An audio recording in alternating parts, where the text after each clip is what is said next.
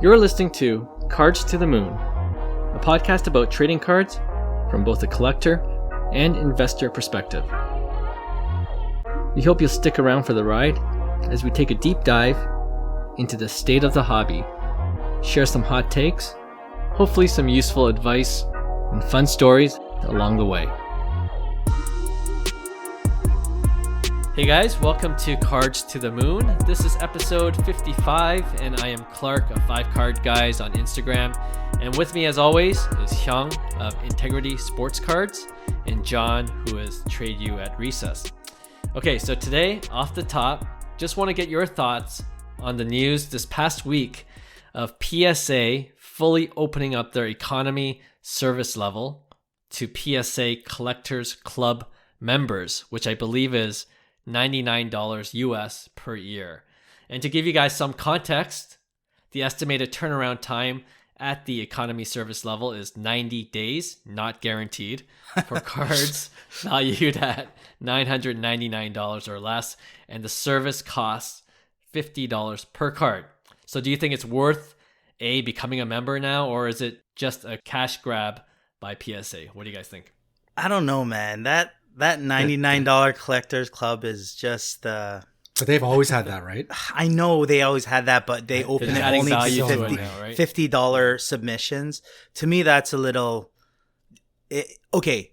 The only reason I say that is there are 3.2 million cards backlogged.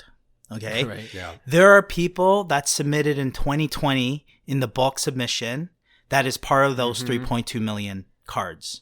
So the fact that they're opening, that's true. Did you get all of them back?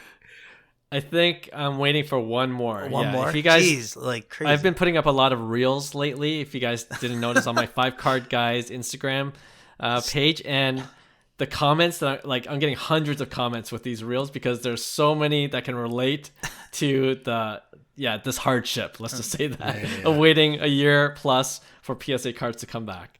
Yeah, so that's kind of like my issue, Clark, is that they should take care of that first and make that a priority before selling, economy subs that people are sending in and getting back before these bulk submissions that, and I think the people need their cards back. It's been way too long. And I like to see PSA. It's inevitable that they have to open up a $50 service, right? So it just kind of sucks that you have to join this member, like a Costco membership for $99 to buy kind of like, their service, right? So I don't know. For me right now, I'm like I said, it's not in play right now still, even at $50 because of the 3-month turnaround. It kind of worries me. It's not saying that I'm not submitting to PSA because obviously it's individual basis, right? Per card. There's so many factors that play into it. But in the meantime, like I think there's other grading options that I'm looking into at better price points, right? So true. Yeah. Yeah, I think I think it's the same strategy as before. If you have a monster card, clearly you're going to take it to PSA. But if you're just talking, maybe PC cards or mid-level cards, if for me, I'm probably going to continue to wait. If I don't want to sub to SGC, if I don't want to sub to any of these other companies, and I feel like I just want to put it into PSA, if you can wait, I would probably wait. They mentioned that they're going to, they anticipate catching up to the 3.2 backlog by the fall. And who knows what happens then? If they catch up to that backlog, how many employees do they have grading cards? Like 400 employees. Like, what are all 400 people going to do?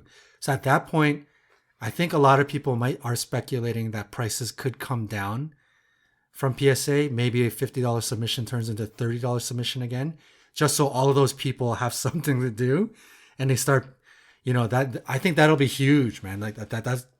They're going to bring down the hammer. I think PSA is going to make a monster comeback. I think SGC is in trouble. I think anybody else that have been taking up some market share or have been feeding off of PSA's pricing, I think they're going to start hurting when PSA comes. If, obviously speculation, but if PSA comes back with full service with lower pricing, it's going to be big. So for me, For me, I'm in no rush to grade anything right now. I would probably wait until the fall. But, some people are in the flip game. You need to turn over the cards pretty quick. So to each their own, right? Do you think they're going to go down from 50? I think that's the base now, in my opinion. The $50 per card. Like, what incentive would they have to offer it for $30 per card? And, that opens up, collectors sending in their cheap cards. Like, it was so funny. The one reel I put up of Lewis Robert Topps Chrome base that I submitted, I got a PSA 10. I waited almost a year and a half for. And then some of the comments are like, it's people like you sending in these base that are causing this backlog. I'm like, oh, wait a minute. I submitted this a year and a half ago when everything was making money. Okay. So you got to, remember the context. And sure. Would I do that now? Of course not. It's not worth it for me to send in base. And especially at $50 per card. And especially, we talked about this before, PSA 9s being less than raw card values now. It's you know insane. what I mean? It's not worth it. Not worth it. So I think this economy level service that they just opened up fully to their members is, I think the value's got to be around $1,000. So, it's not even high end enough for me to submit a card that's worth the $50 per card in my opinion. And I also can't get over the fact that there's upcharges because the market is so volatile. So it's like, you know what I mean? So they just took an upcharge of a card. What if that value card drops? Yeah. Right? Under a certain value, right? Because the market's so volatile. So like for me, I don't love their principles and the way they're doing it, but it's crazy what marketing does, right? How they market themselves, the brand strength they have, all that comes into play, right? And I think a lot of these flippers coming in from different industries, they're more not the hobbyist, obviously. They're more into culture, right? So they only see PSA or nothing, right? They're coming into this space, and they think BGS is not. They don't really know what BGS is but when they got into this space, it was shut down, and PSA was kind of like the trendsetter, right? So I know a lot of like sneakerheads that come into the hobby. They have that kind of like PSA or like none. It's PSA or nothing, right? That kind of mentality, which is not like the total opposite for like a hobbyist or someone who likes to rip, for instance. Like someone like me who likes to rip, I need a solution to make some of this money back. So obviously the ripping leads to grading, harvesting cards essentially, and then selling them. That's the normal hobby, how the hobby used to work, right? And I still do that. So grading is relevant. Like who I submit to is very, very relevant. Sure. Price point is very, very relevant. Service is very, very relevant. Resale value is very, very relevant. So all these factors still come into play. And like I said, every individual card is going to be different, right? You got to assess it individually, but I just don't like I guess where PSA is going with this, just because there's a lot of, I guess, not happy customers. I always thought I was gonna be a PSA 10 fan. Like like I love the slabs, I love the clarity of the slabs, but I never thought that I would have so much bitterness towards PSA, and it's just eye-opening to see, and it's sad to see because they do a great job, marketing their brand. I just wish that they could take care of the people that have the bulk submissions like you, Clark, so that you could get your Topps Chrome Louis Roberts back, right? And many more goes. Yeah, I think you hit the nail right on the head. For me, their service level kind of turned me off. And it's not to say I'm never going to get PSA 10s anymore, because I recognize their brand power. But instead, I'm just buying cards from eBay that are PSA 10 graded. Right, like, that's perfect. You know what I mean? Like, I don't want to... Like, it was fun ripping and then submitting and then, hoping for the best. But, like, just the service and the grades that you actually get and, how long it takes. Yeah, it just kind of put a sour taste in my mouth. Right. So don't blame you. All right. So yeah, it'll be interesting to see how this all plays out with PSA and with all the other grading companies, see how they respond to it. All right, let's move on to hobby headlines. Now, if you haven't noticed, the world economy is pretty volatile these days with inflation, the war in Ukraine, supply chain issues in a number of industries. And as a result, pretty much all markets, including stocks, NFTs even, and sports cards, are taking a beating with prices dropping across the board. So my general question to you guys is, what are you doing now during these times, right? I think a lot of people are kind of wondering that right now. Are you like selling your cards before they tank even more? Or are you holding and riding this out however long it takes? Or are you looking to actively buy as prices dip to all-time lows? Or a combination of those things? This is that's a really, really tough question. And I don't want like get like into politics and stuff, because obviously that all plays a thing in this, but there's a lot of money printed in the last couple of years, and that's what we have to realize. The housing market's crazy, interest rates are going up. There's a lot happening in the world. I always believe that, you know, a physical asset is the way to go. Like, for you cash out on your cards, and what are you going to do with that money, right? The money is essentially worthless in my opinion, because they've printed so much. Like, you look back at how money used to work, it was the amount of gold equals the amount of money. But once you take that out and give the freedom for the Federal Reserve to print as much money as they did in the last couple of years, you're going to have a balloon.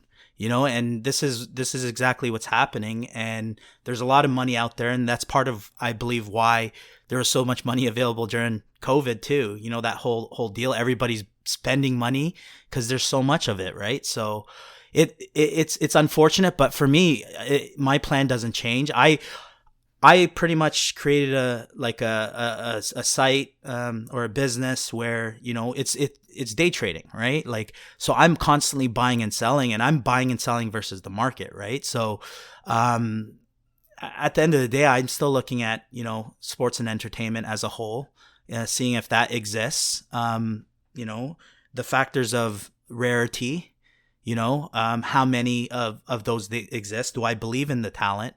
Right? And do I believe in the future of kind of like where the space is going? And regardless, I think there's so much more value in sports cards than money itself, right? Especially when you look at it from I guess an investment perspective, right? So, and you know, at that point, if you think the whole economy is going to be gloom and doom and everybody's going to be cashing out on their cards, and you know, I think there's a lot more that has to happen before, you know, it all comes crashing down like some people think, right? Like there's a lot of factors at play is what I'm saying. And I'm still bullish on especially the lower pop cards, and I believe in sports and entertainment in our society. I think it's a big mover. Vegas is huge. Gambling is huge still. It's a multi-billion-dollar industry. So for me, I look at it in the macro lens in that sense, and kind of make my decisions there. And it doesn't change for me. Like I said in the Friday episode, I focus on GOAT type players, right? Like focus on vintage if that's your game, and if you want a safer investment, go vintage, right? I tend to like, you know, I don't honestly have much at all, right? But for me, it's like I enjoy modern cards. I enjoy the now of marketing. I enjoy the hype of even social media, the ability to connect with these superstars. We didn't have this before, right? So for me, it's a culture. It's a thing that, like, it's a hobby, a culture that, you know, you're able to kind of like experience. And for me, that has tremendous value.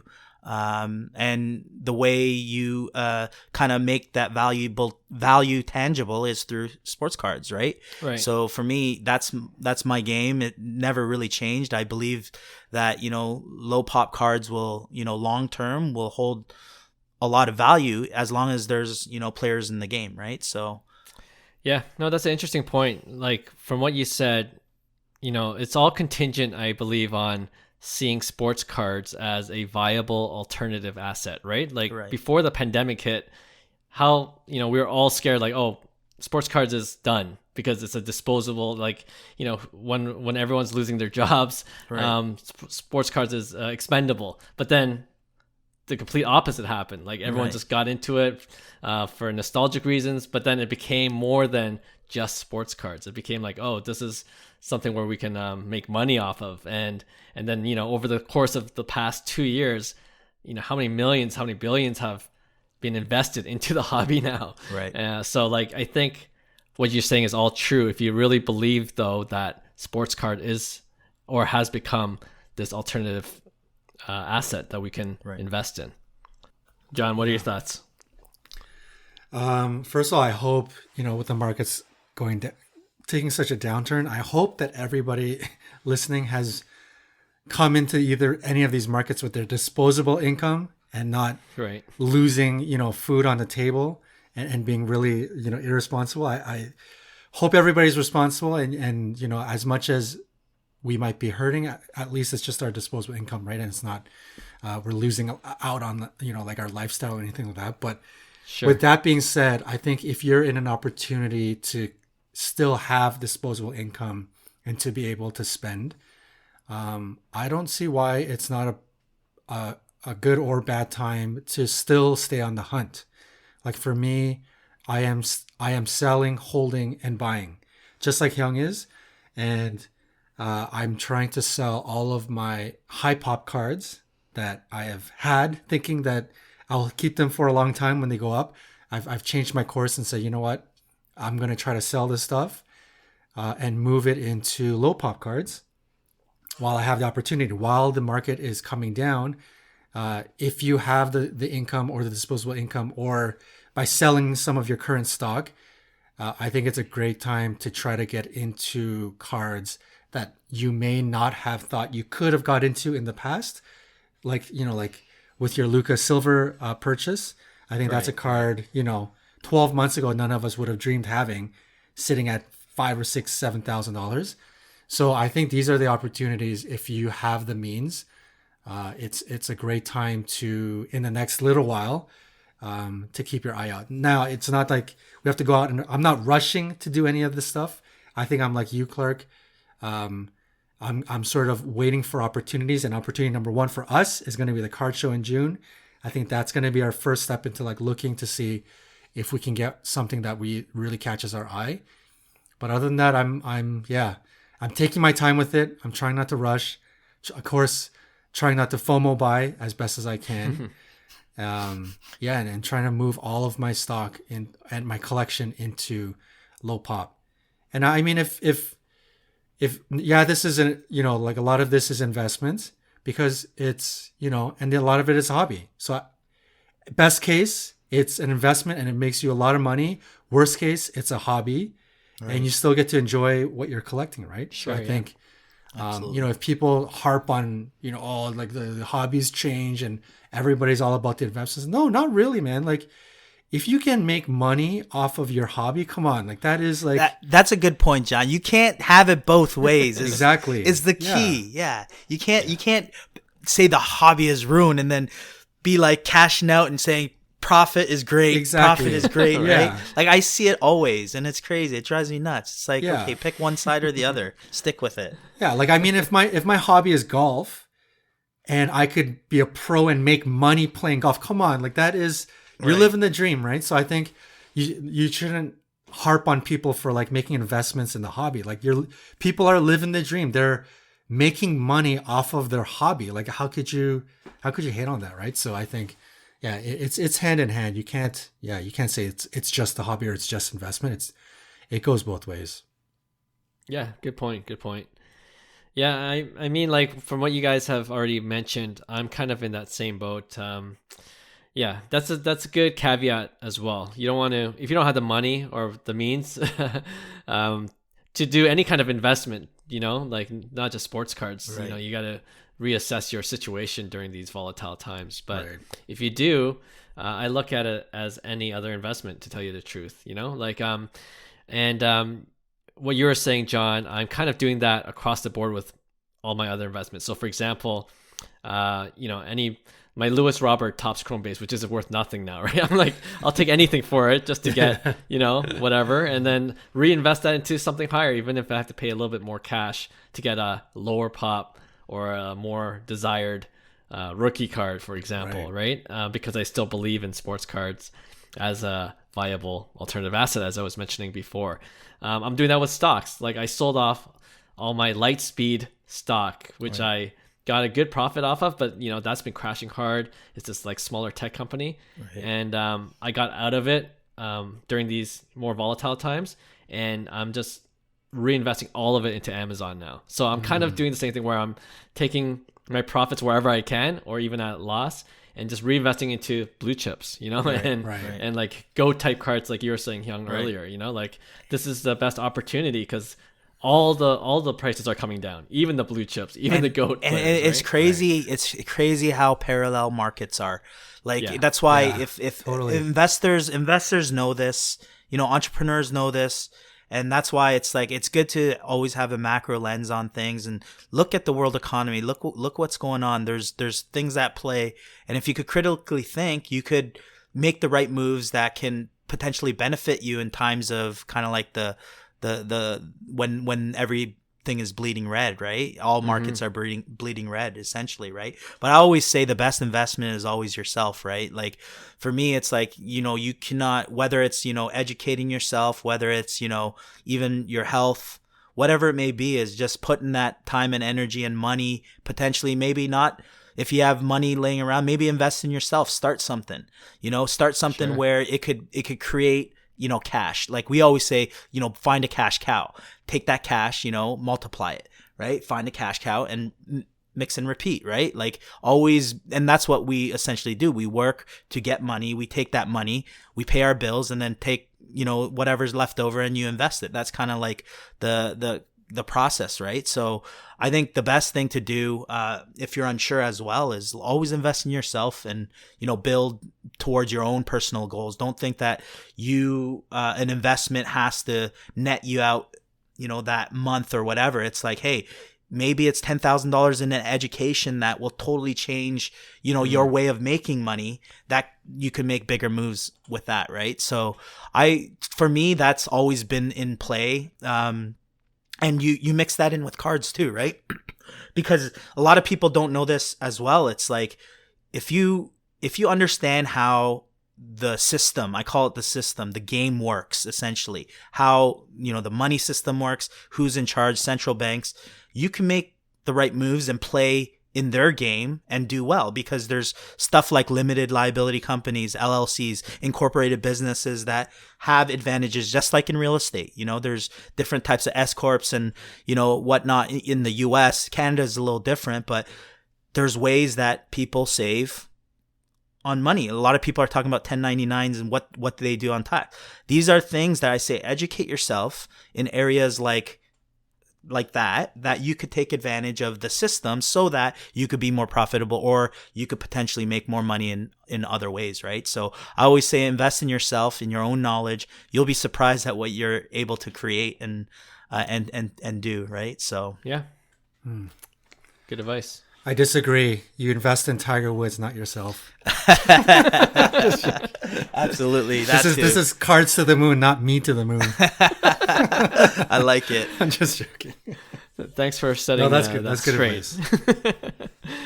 But speaking of investing in Tiger Woods, investing in GOAT players, just curious for the audience out there, are you looking to grab a GOAT player now that the markets are down for some of these guys? 100%. It's always, for me, it's always the case. That's the goal. Just like how you're putting it into Amazon, your blue chip stock. Right.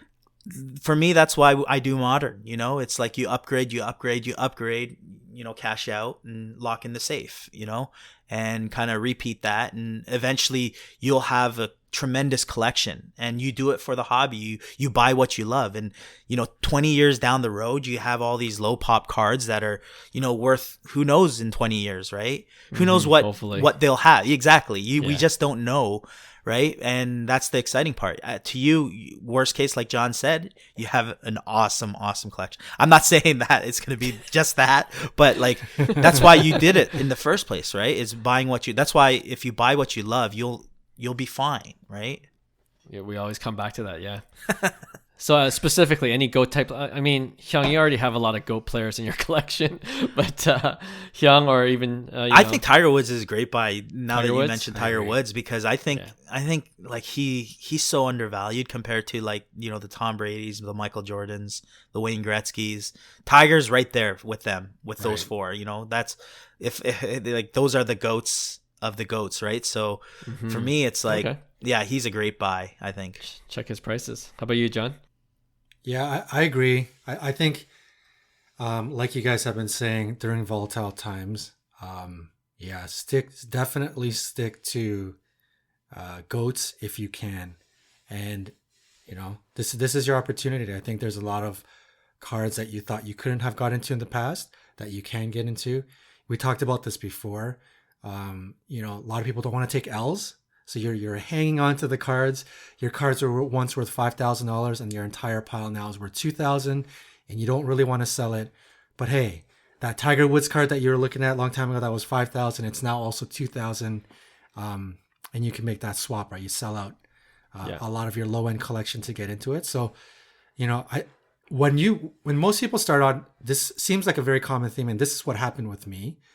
When you start off, most people aren't ballsy and go all out when you start out. You kind of start out small. For sure. You have an appetite of what you can afford and what you think is a lot for a card and what is not. And Clark, you and I, we both kind of started out saying $100 is kind of like my max. Right. Anything above that, that's kind of insane in terms of a card. So you end up buying and buying and buying and buying. And next thing you know, you spent like $5,000 and you have 50 $100 slabs at $5,000. Right. And 12 months goes by and you're like, you know what? Like, you still have $50 $100 slabs. Totally. But you're thinking to yourself, I should have gone out and bought that Luka numbered for $5,000 instead of buying all of these rinky-dink $100 slabs, right? And I think that's, you can still do that today, right? Like, I think people are just kind of scared to take a loss on whatever they bought, but do it, man. Like, get rid of all of those little $100 slabs. Even if they're at losses, and get into that bigger card. Like, if any, I think what was a dream before when you first start off and you kind of have the regret, I should have put that money into like a bigger card. You can still do that today. Like, it's not, just don't be scared to take a loss on some of those cards, right? It's not really that big of a deal. Yeah, I like that. Any GOAT type players for you specifically that you're targeting during this market times? Well, you know what? I have my eyes so fixated on Luka and Soto right now that I don't have my eyes on any kind of GOAT players. But I mean, if one day the opportunity arises, I would love to get into like a nice Tom Brady card, like a PSA 8 SP Authentic or PSA, something that is in the low 5 figures.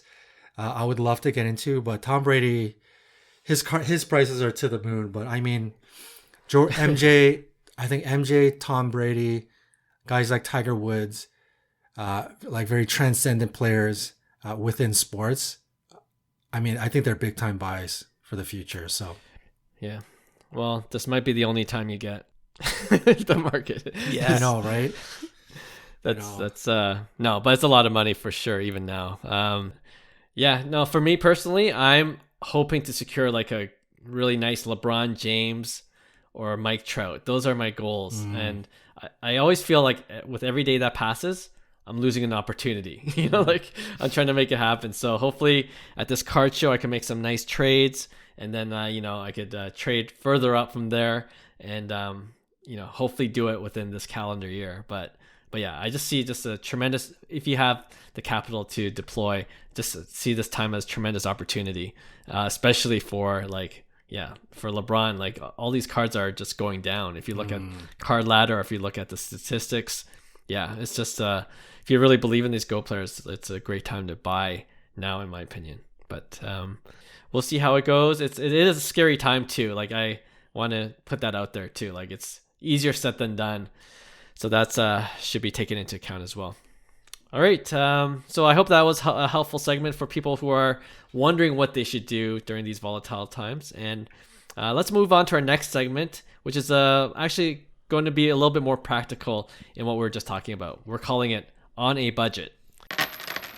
So for this segment, we've done it in the past, but what it is we're going to give 3 price points, and each of us we're going to offer what we're going to buy or what we want to buy at each of these levels. All right. So it'll be interesting, I think, to hear what our choices are, considering what we just talked about with how the sports card market is trending downwards. So maybe I'm sure we'll be surprised to see, like, oh, we can get it at this level. If we did this game 6 months ago, it would not be within our budget that we're talking about now. So yeah, let's start off real cheap.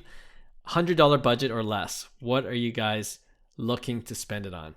This one's tough. This one was one of the toughest. I think it's the toughest. The $100 is always the toughest. Yeah. But I'm gonna go. There's a kid by the name of Robert Hassell. So Bowman Chrome fans will know who this is. But he had an enormous start to his high A profession, or his career.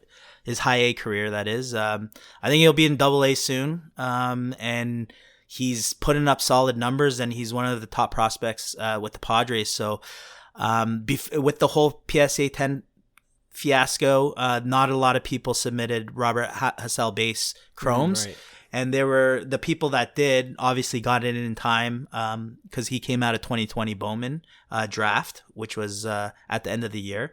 So you could pick up some Hassell PSA 10s for $50.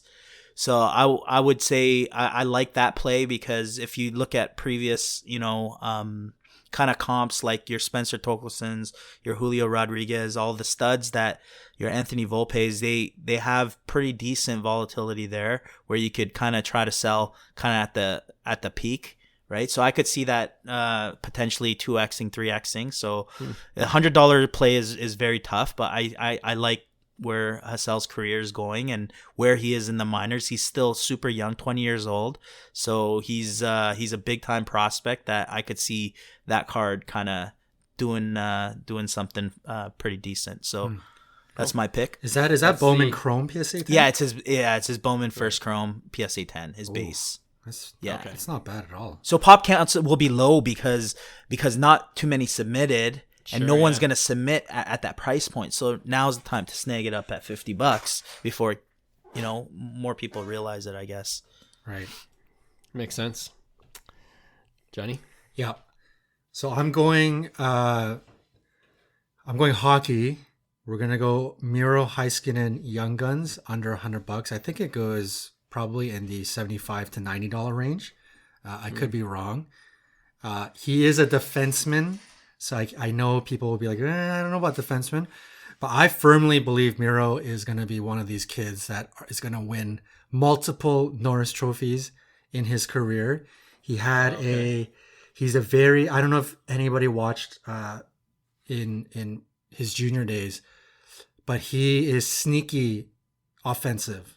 I think he has been molding into like a 25-minute, 28-minute minute cruncher for the Dallas. Clearly, he's like their main defenseman. He's their future. But he's not playing PP1. I could be wrong about that, but I'm pretty sure he's not on the main power play because of John Klingberg, who's sort of like their offensive guy. And I think John Klingberg, by the end of the year, by next year, he may not be there anymore. So I think Miro already had a monster year, defenseman-wise. He had career high in points without playing some of these big offensive minutes. And I think once he gets those offensive minutes, you're going to start to see Norris candidacies coming your way with a player like this. So I think at under $100 to get what I think could be a big time candidate for Norris trophies in the future. I'm all about it. Okay.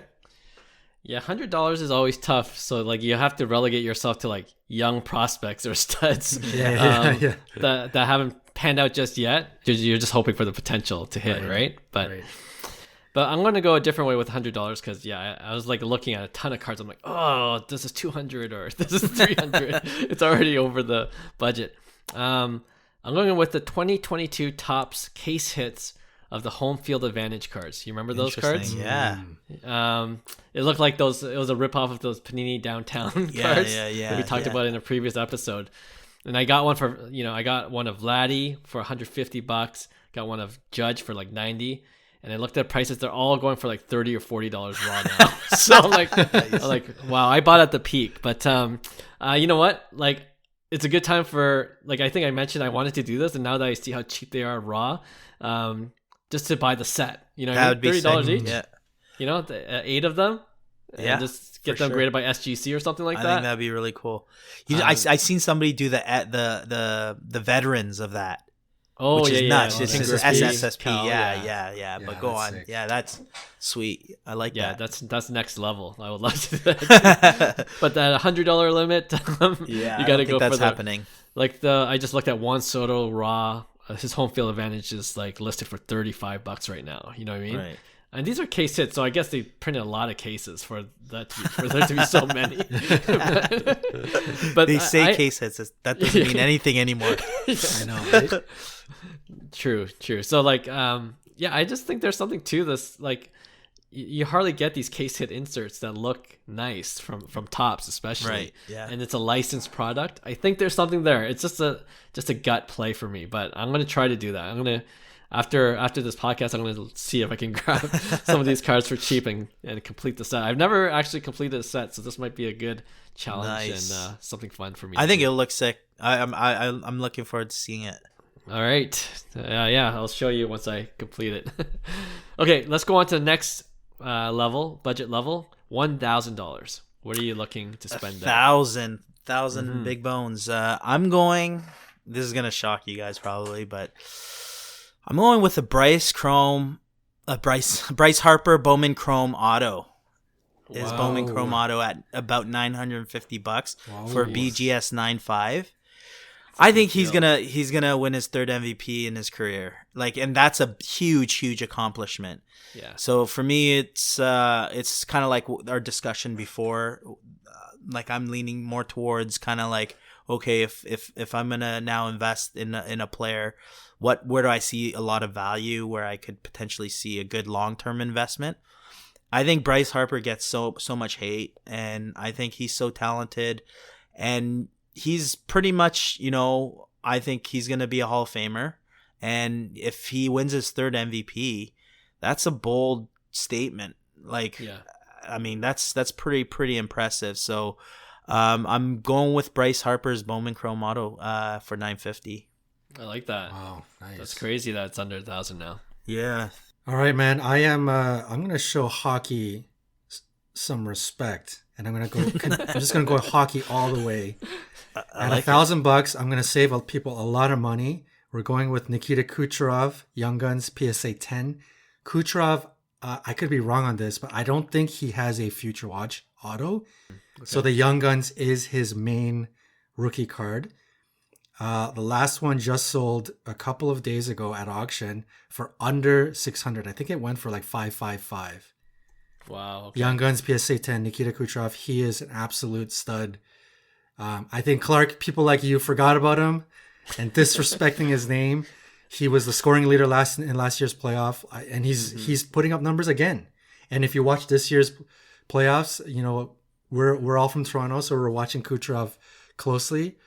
He's still a big time player, man. And I think if you can pick up a guy like this under 600 for Young Guns, there are so many Young Guns cards that are more expensive than Kucherov, and Kucherov is way bigger of a player. So I'm liking Kucherov at under 600. I think this is a card that can easily rebound even within this playoffs. I hope not. I hope the Leafs take care of Tampa, but I have a feeling this is a card that can go to $800-900. Even within the next month. So it's a big time card. All right. Good pick. Yeah, I kind of faded Kucherov, but But yeah, he might make me eat my words after at this playoff round or even next season. So, but 600 sounds really cheap. Yeah. So okay, for me, the $1,000 budget, I'm going with Anthony Edwards Panini Prizm Silver PSA 10s. Okay. I think the last one just sold for under 900, and I remember in the November card show that we went to, it was going around 2,000 Canadian, so maybe like 1,800, 1,700 US. And I was like looking for a card even back then. Just like, you know who Anthony Edwards reminds me of in terms of the hobby? Ja Morant. Like I remember Zion and Ja coming up at the same time, and everyone was in on Zion. Like Ja Morant, of course, like he had skills and talents, and his card wasn't worth nothing. But compared to Zion, it was like the discrepancy was so large. And I think in the same way, you look at Anthony Edwards, and then you look at LaMelo prices. And this is just a spoiler alert. I'll be coming up in the pick one segment next to in our next segment. But at Anthony Edwards, like just seeing the playoffs, like he had at least one 40-point game. I think he's the future of. Sorry, John. I think Cat's not the future of the Timberwolves. I think Ant-Man is, right? I might have to agree with that. I might have to agree. And he's just like a likable guy. Like we talk about likable guys, like off the court, and if you look at his interviews, like he's so like a little bit kooky, but like he's a bit of a personality for sure. Like he loves his dog. He talks about his dog a lot. And it's just like, and yeah, he's just like a likable guy. So, and he's got the talent on the court with his monster dunks. He's on highlight reels. I think he's kind of like that guy that's maybe being a little bit overshadowed by LaMelo. And I like his prices right now at about 800-900. And I could see that rebounding sharp if he has another great season next year. Nice. Good call. All right, let's go finish this segment off with $5,000. What are we doing with that? $5,000. I'm going with 2011 Topps update Mike Trout Diamond anniversary. What? A 9.5 BGS 9.5. So these actually went up to close to 10K at the peak of the hobby. They've retracted down to about 5K for min gem. There's Trout doesn't have too many parallels in rookie. Paper really was his only his Topps update, and then you have his Cognac and his Diamond, and then the Hope anniversary, which is the Grail for everybody. But then you have like the red and blue Walmart borders, and then other than that, you have to go to Bowman Chrome, where it's just his true Bowman Chrome is just impossible to get color, right? So I think it's a great buy at 5K. This is where we talk about GOAT type players, like he's putting up another MVP type season this year, and the Angels are winning. It's a breath of fresh air. I like where the Ohtani and Trout combos, they're actually showing their talent. And Trout isn't showing any signs of aging at all. He's 31 years old, family man now, but he is putting up numbers, and that excites me because that is needed for the hobby, I believe, because Trout is kind of like the iconic guy in the hobby for baseball, right? He's the guy that kind of paved the whole hobby with his Bowman Chrome Auto in 2009 with Vegas Dave, not Super Dave as mentioned before. I think it was in the last episode. But yeah, I think he's a great buy, his Diamond BGS 9.5 at 5K if you can get it. Find it. That's a great pick. So I never understood this because I wasn't in the hobby in 2011. Is Diamond Anniversary and Cognac like those parallels? Is it the same as like Mother's Day and Father's Day and Independence Day and stuff like that? No, they're not numbered. He has no really. Right. Oh, he has. Are they just black. like normal parallels in paper product? Yeah, just regular parallels, kind of not non-numbered parallels. You do have your blacks. Honestly, I obviously seen the platinum. I showed you the platinum 1/1 Trout. I don't know. I seen the black Trout. I haven't seen much other than those two numbered Trouts. They're super rare, and that's to my point too. It's like as these players age, these low pop cards, they're lost.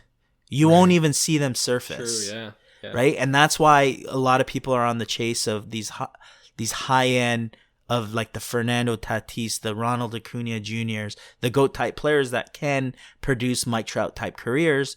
Because if you could get in early enough, yeah, it's a hefty investment, but that's why I say lock in the safe, and then you kind of see where it goes, right? Think of a PSA 10 of a number to 25 of a Mike Trout, Topps update, what it'd be worth today in this day and age, right? So, yeah. With these Topps update cards too, like these parallels, even though they're not numbered, they're pretty rare. Like I just looked up Card Ladder, pop count for BGS 9.5 of the Diamond Anniversary is 229. Right. PSA 10 just over 300. PSA 9 about 100. So you add that all up, that's still not about much, 600, right? Right. So yeah, so it's rare. Right. But great pick. All right, boys. So I saved everybody some money at the $1,000 mark. So we're actually going to spend.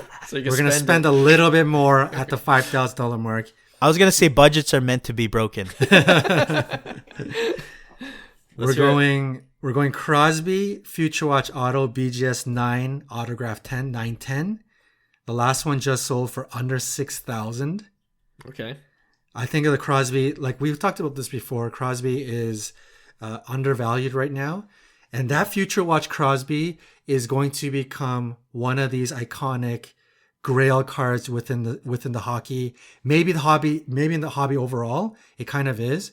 But definitely within the hockey segment, this is up there with the big time grail cards. And to get a BGS 9, that's still a really, really good grade for a paper product. And it's under $6,000. I was saying before some of our targets at the June card show, Luka and Soto, like a $4,000 or $5,000 Luka Soto would be like a great target. But man, if I could trade into like a Crosby Future Watch, that might sideline me from my goal. Like I think just looking at the price, because I mean these were cards. Anytime we went to these shows, like you look at Crosby Future Watch, doesn't matter the grade, it's in the 5 figures, right? Easily in the 5 figures. So to see it with a pretty good grade, with a 10 auto at under 6,000, I think that is a big time buy for a hockey collector and any collector in general. Yeah, it's a great choice, and I like that play because when you talk about like those grail cards and those like limited, especially with the SP Authentic Future Watch number to 999 of GOAT players, like I love the play where you don't necessarily have to go for the BGS 9.5 or PSA 10. You know what I mean? Like right. Like the grade doesn't matter as much when we're talking about these cards, because the rarity is still there. Yeah. So that's a great pick. All right, I'll end off the segment. $5,000.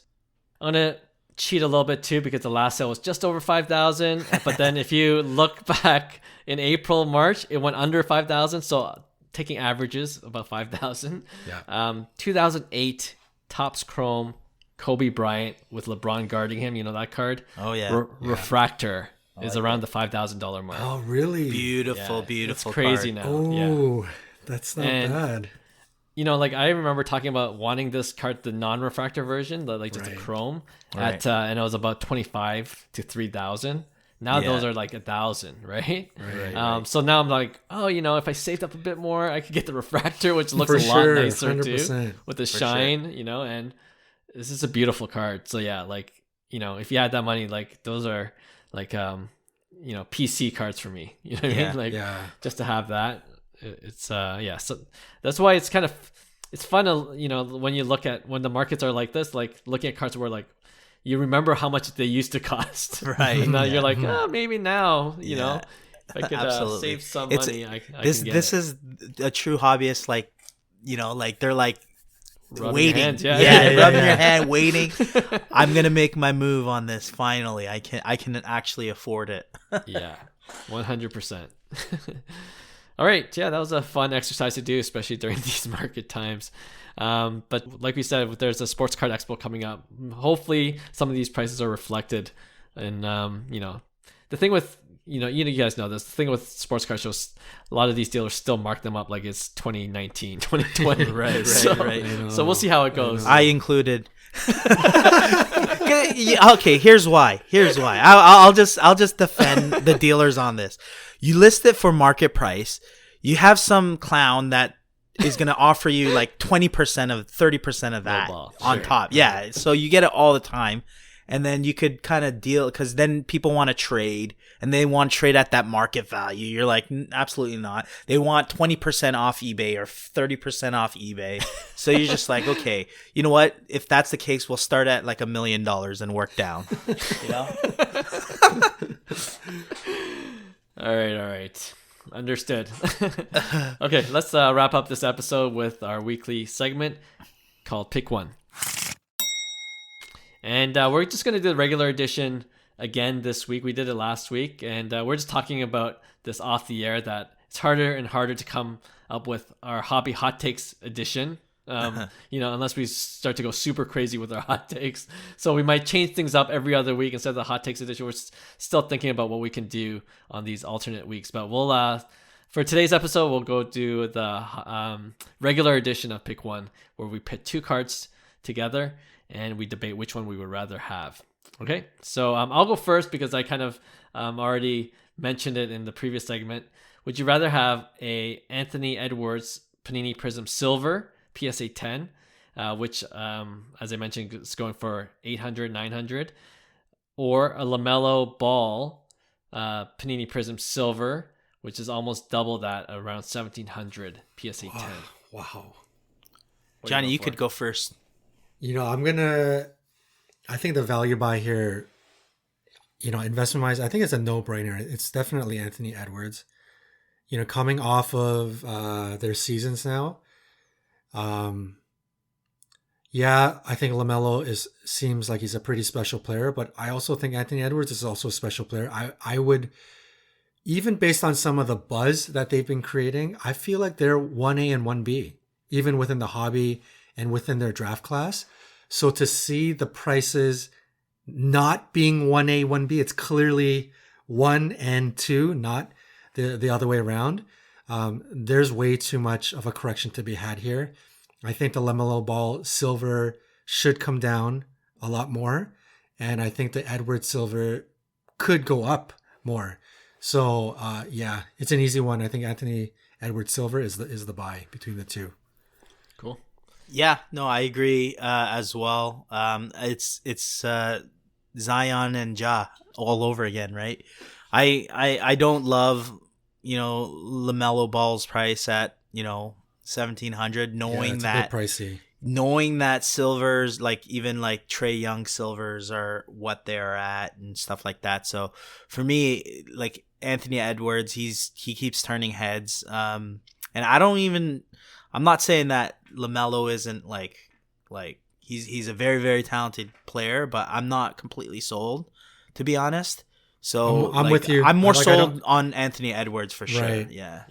I don't put LaMelo Ball in that kind of. I don't put him in like a Luka Tatum territory. He has a lot of work to do, I think, and I think a lot of people are like wanting to believe that. Right. But then you realize, like what if he goes, and averages, like 20 points a game next year? What is that going to do to prices? Like here's Trae Young friggin' hustling every night, dropping 30 a night.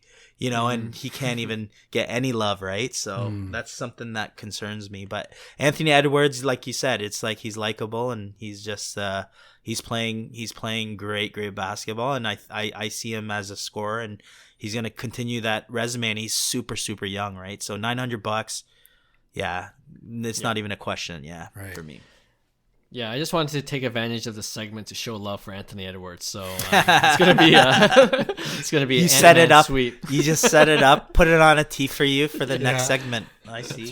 That's right. So like like I said in the previous segment, like you just said right now, Hyung, like I just see a lot of similarities between Zion and Ja. Yeah. Not saying that LaMelo's Zion and he's gonna go off the rails next season. Yeah. But like in terms of the pricing hype. and the hobby, the hype, right, and the hype too. Yeah, and the 100%. Release.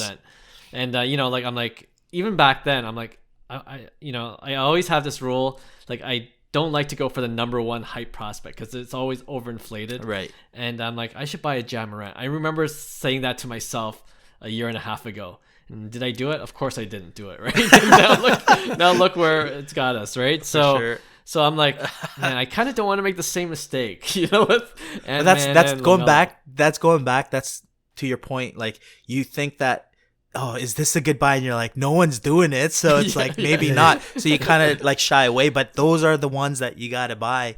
And trust your intuition, right? Believe in yourself. Yeah, exactly. Yeah. All right, so it's an Ant-Man sweep. I'm gonna go second because I want to end off with Hyung's. Okay. He's got a good one coming. So I'm gonna go with two veterans that had sneaky career years in points, if you can believe it or not. So we're going Tarasenko Young Guns PSA 10. Yes, he had a career year in points, and he was one of your prediction darlings at the beginning of the season, Clark. Versus Kadri Young Guns PSA 10. Not as sneaky because we did talk about Kadri before, but they are both veterans. They both had career years and points. Both of their PSA 10s hover around $125, $150. So we're talking value buys here for a couple of pretty decent studs. So of the two, which one are you going? Man, I don't know.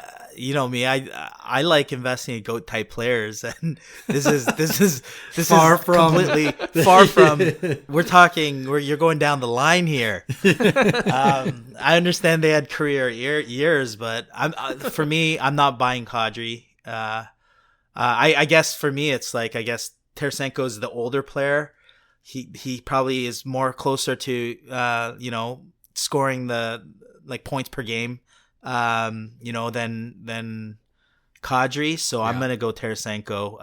I just think he probably has a better career than Kadri because I didn't think Kadri had a outstanding, I'd say, career. But right. Yeah. Tough one though.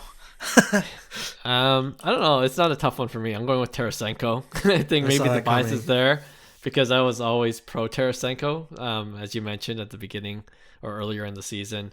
I just see him as a pure goal scorer, and I like his raw talent.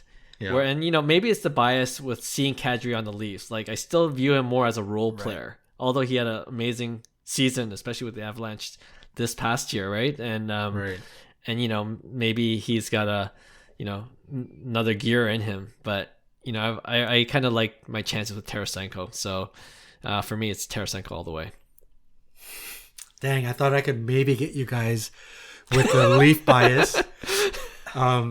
Before I pick Tarasenko, because I am also going to pick Tarasenko, this is going to be a sweep. I will make a point about Kadri. I think he did have a bit of like an anomaly in terms of a statistical season. Like this guy is averaging 55 points a year, and all of a sudden he's got 85. Right. So we talked about this before. I think people are interested, but not yet ready to put any money into him. He's got to have one more year of like a point per game. So next year is going to be that season. And again, this is one of those cards where you can throw some money at to bet on that and one more year. And Kadri, on the other token, Kadri was beloved by Leaf fans. So let's not underestimate the power of a big hockey market. There can be a lot of Leaf fans that want to buy Kadri in the future as a PC. So let's not underestimate that as well. But with that being said, it's tough to go against Tarasenko, who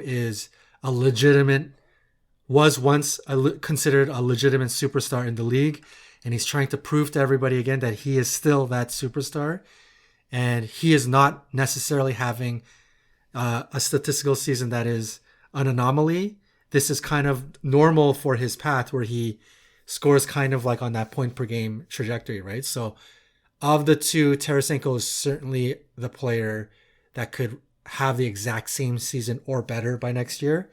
So at $125 Young Guns, man, that is this guy is $100 candidate. I probably should have put him in. I was actually thinking of putting him budget, in instead of Miro Heiskanen, but I wanted to kind of save him for this segment. But he's there, man, at around $100. What a buy. So yeah, Tarasenko. Cool. Another sweep. All right, Hyung, wrap things All right. up. We'll wrap things up with I guess I'm pairing these two because obviously I might have done this earlier episode, but it changes, and I know we have a newer audience, but for me, like when I came back into the hobby, Acuna was like my big chase. Like I loved Acuna, like I loved his swag, I loved everything he brought. True 5-tool player. And by the way, do you guys see that home run he hit? Like on his knees, on on the ground, 450 off on his knees. I thought he blew out his knee again, and my yeah. jaw just dropped. But yeah, dead center. But anyways, one of the two kind of like grail cards of Acuna, other than his Bowman Chrome, in terms of his rookie cards in 2018, his Bowman Chrome is 2017. 2018, it's the battle between the Acuna Topps Update SSP white jersey, PSA 10, versus a Topps Chrome Sapphire PSA 10. So the white jersey update is the SSP, so equivalent to the Soto Gatorade bath. But in Acuna, it's such there's so much nostalgia in that card of classic baseball. For me, it was one of the, I actually pulled, I pulled one. That's crazy. Yeah, I pulled the Acuna white crazy. jersey, which was crazy. I was the greatest day of my life at that time because that was why I was buying it. I wasn't even looking for Soto at the time. Although I pulled the Soto Gatorade bath too, but the white jerseys, I pulled two. There's the horizontal and a vertical, which is crazy. There's print runs like 300 or whatever. But yeah. Anyways, it's such a difficult card to choose between like the Sapphire PSA 10 and the white jersey because both are so demanded, and it's literally 50-50 every single time I ask someone. Like every time, which one would you rather have? The Sapphire, which has the higher pop count, right? So this might be the same situation as like a blue and a foil board, a chrome versus a paper, right? So yeah, it's what do you guys think? Acuna white jersey SSP PSA 10, so pop 55 versus a 2018 Acuna Sapphire, Topps Chrome Sapphire PSA 10 with a pop of 103.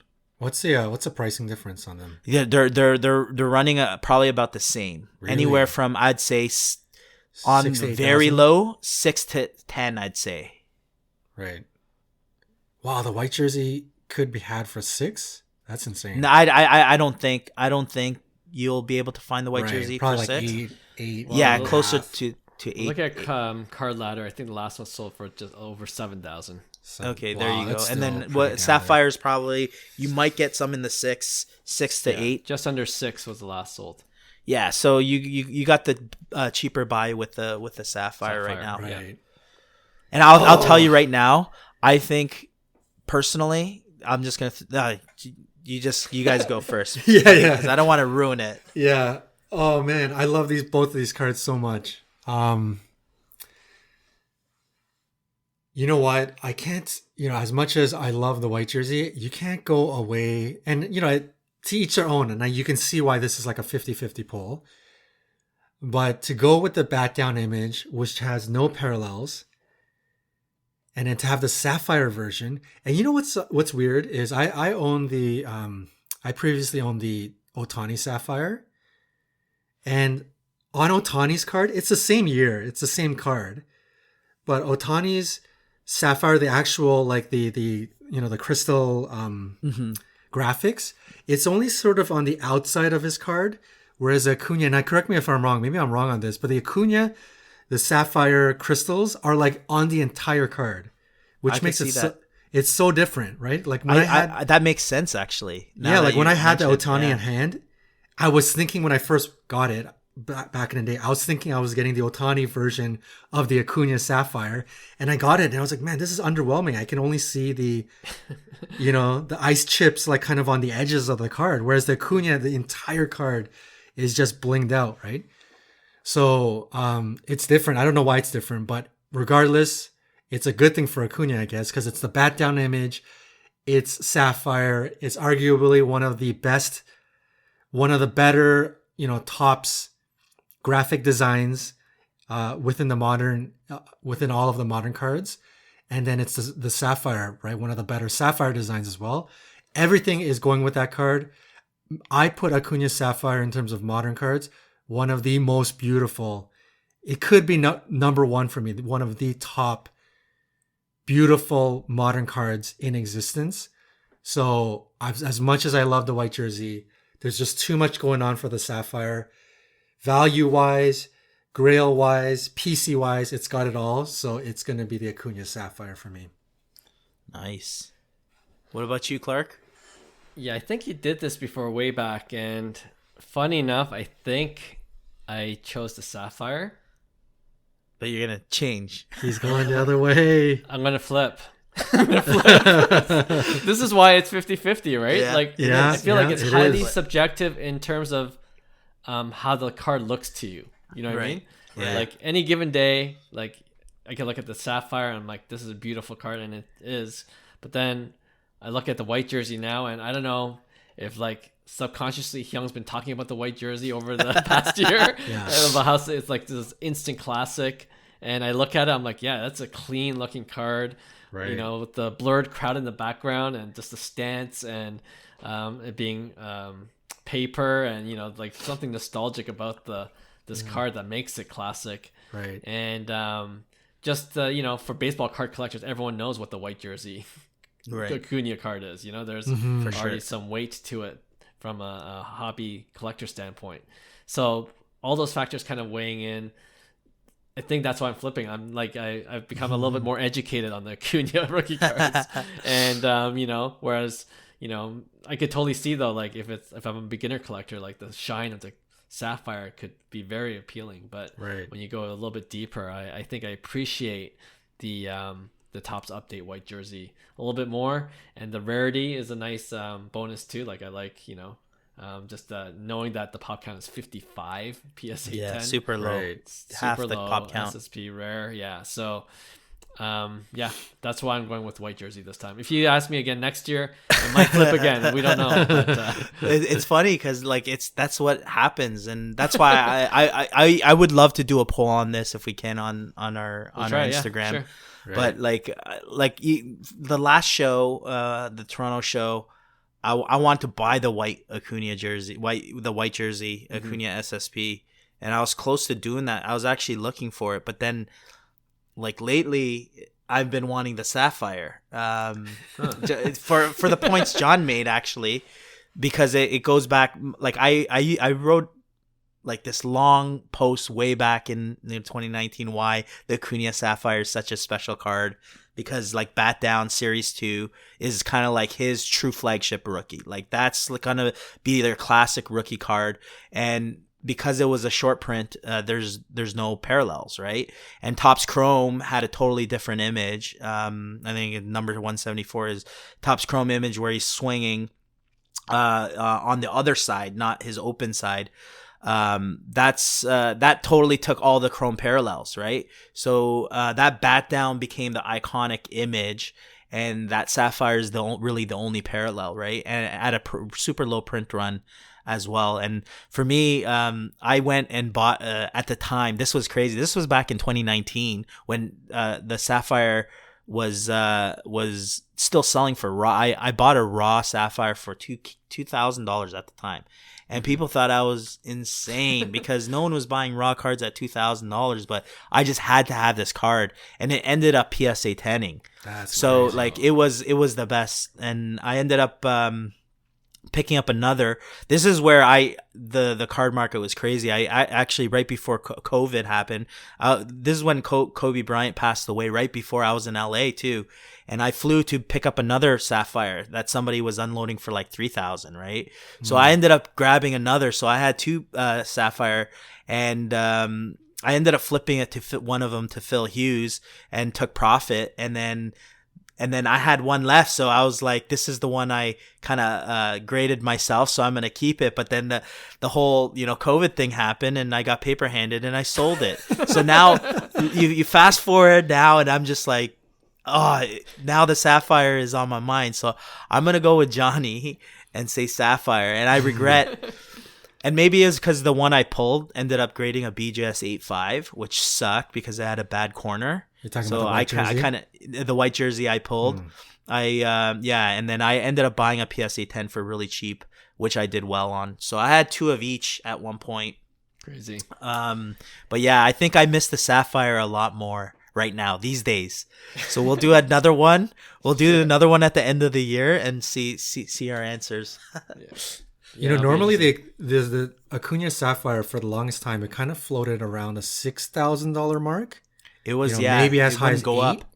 It wouldn't But go the up. white jersey always kind of floated around the like $8,000 to $10,000 mark. Right. I think that's because of the rarity, right? Right. But to see the white jersey at like 7 or maybe sub 7, man, just strictly if it's a 50-50 coin flip and then, you know, maybe investment purposes kind of takes over.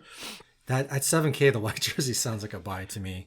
There's a white jersey auto as well. That's to 5. Oh my gosh. Yeah. So but the only bad part is sticker auto, right? So there's the Gatorade Bath as well with this Juan Soto auto, right? Numbered to 5, I think, or it might not even be numbered, but yeah, it's super low print. But yeah, both you can't go wrong. Yeah. It's a good one. Yeah, we'll put that poll up when this show airs on our Instagram story, and it'll be interesting. I bet you it'll be 50-50 again. Right. So yeah, we'll see. We'll see the law of averages. Yeah, we'll definitely try that. All right, thanks again, everyone, for tuning in to today's episode of Cards to the Moon. We appreciate you guys. If you enjoyed this episode, if you could give us 5 stars, that would help us out a lot. And yeah, we'll see you again next Tuesday for another new episode. See you later. Hey, thanks for listening to Cards to the Moon. We'd really appreciate you subscribing to our podcast wherever you listen to your podcasts. And you can also connect with each of us on Instagram at 5cardguys, or you can follow Hyung at Integrity Sports Cards, or John at TradeU at Recess. You can also check us out at 5cardguys.com. Thanks again, and hope to connect soon.